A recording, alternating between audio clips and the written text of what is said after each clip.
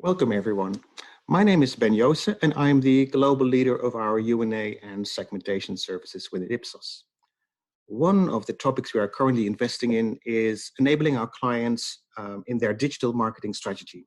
Typically, a digital marketing strategy evolves around the identification of specific or small groups of like-minded individuals, their key interests or preferred communication, and actioning that through marketing tailored processes and media channels.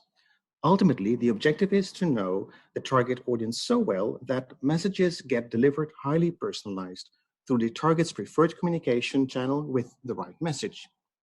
Business-wise, the goal is to meet the customer's need more effectively and efficiently, making interactions faster and easier, and consequently increasing customer satisfaction and the likelihood of repeat visits, increasing ROI through holistic marketing campaigns. The rise of digital marketing is rooted in the new marketing thinking, where penetration growth is key nowadays, reaching as many people as possible. But being bombarded with so many messages, even more than before, it's hard to get through the clutter. Digital means will help get broad reach, but not everyone is the same, uses the same digital media, or has the same expectations. Big data certainly can help understand who connects in what manner or has specific interests. It doesn't fully help understand why people connect with brands in a specific category in the way they do.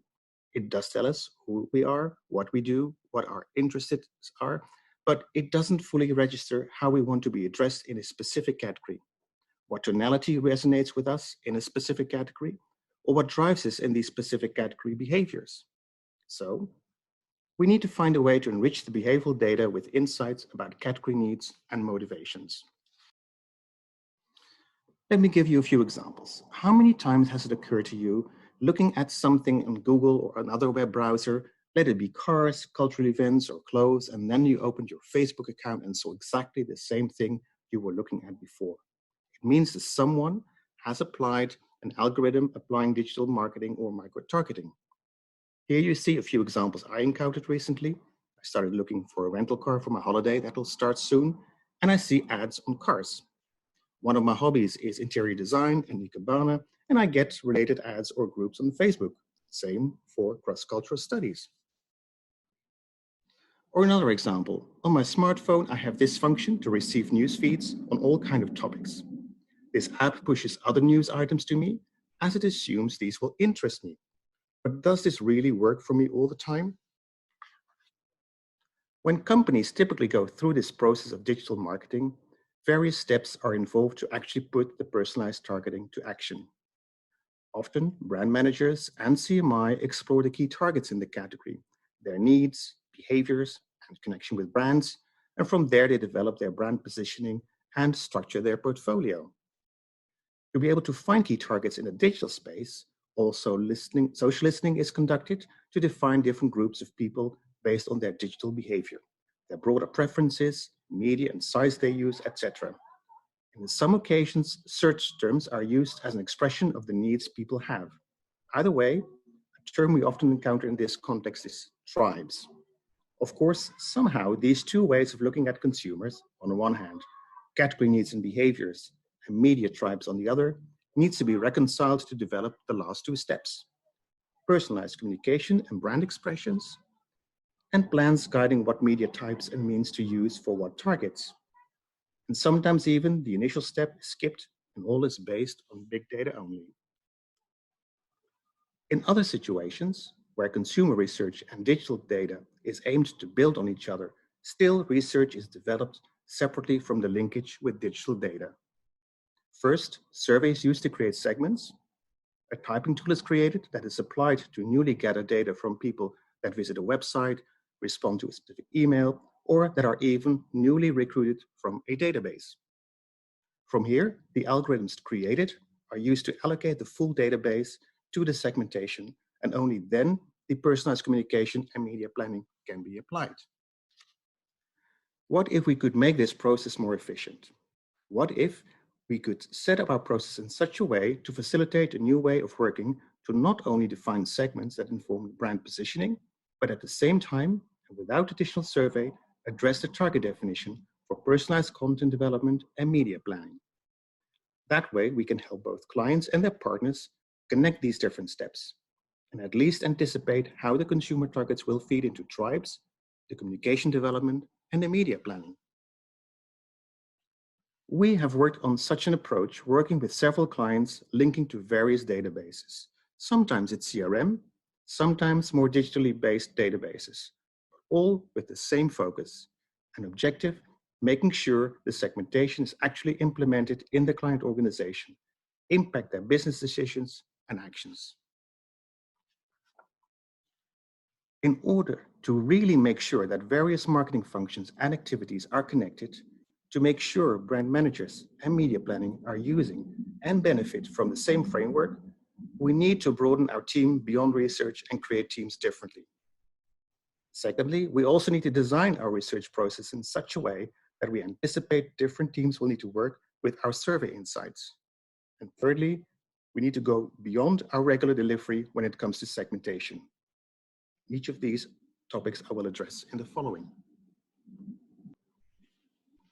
As mentioned, we need to create our team differently. In doing so, we have to be aware that tapping into clients' needs for digital marketing requires thinking beyond the CMI and even marketing roles we typically connect with. Other experts on the client side come into play, like media experts, communication experts, e-commerce, etc. This means we need to look beyond our segmentation research teams as well. We need to include our strategists, our communication, our media experts, and even our own data specialists to mirror the client's broader group of stakeholders. The reason why we extend our team with digital expertise on both sides is to ensure the segmentation stretches to the non-survey databases. There are 4 topics to address. First of all, what databases or sources are being used for digital targeting? So do we need to work with a client-specific vendor? Can we work with our own partners? Or should we look for other partners? The choice will depend on the client's point of view, the costs, as well as the data needed for activation. Secondly, what is the database about? How can we access the data? What are the costs of the data? What is the format? But also, which of the data or variables do we need to replicate in our survey? And how can we do that? Thirdly, how will the link be created? There are different options to create the link between survey respondents and other databases. The approach used will depend on the database to work with. And all this will impact the process, the time, and the steps to take. And finally, who will create the link? Will we do it, the client's media agency, or someone else? Secondly, as said, we need to design the process differently. From the start, our aim is to combine different types of information coming from survey and passive behavioral data sources. Replicating your survey segments in another database can never be an afterthought. We start with a concise and focused survey that captures core socio-demo, behaviors as well as category needs, motivations and attitudes through natural conversation, maximum 15 minutes. Plus, we add specific variables that are also captured in the database, as they will be the key to unlock the link between our survey and the database. We can keep our survey concise, as we only want to focus on what is not available in the database because we don't want to replicate data. In the end, the third data component is the database itself. It provides us with what people do online, which will tell us what sources to use to connect with these targets. It's all about connecting the wealth and strengths of behavioral data by layering on top needs, attitudes, or motivations to understand the why of the behaviors and interests. Each of the data sources have their own added value. The behavioral data is very detailed, spanning many different areas we can hardly touch upon in surveys, and it starts from real choices and behaviors. This large amount of unstructured data we hope to structure through the segmentation, thereby rising above the descriptive. Of course, all will depend on the specific database. The survey data, though it's more limited in time and scope, provides the human insights and depth of the category needs and desires collected systematically. Having all this data, this means we need to stop building segmentations purely based on needs or attitudes only. We need to build multi-dimensional segmentations, combining the needs-based data directly with social demo and behavior to ensure our segments can be targeted and distinguished on other things that matter, for instance, the key variables that help to unlock the database. Once we have clearly distinguished segments, we can define the algorithm starting from the common variables to identify the segments in the database, following an aggregated approach in this example, looking for people in the database that have the same characteristics as the segments.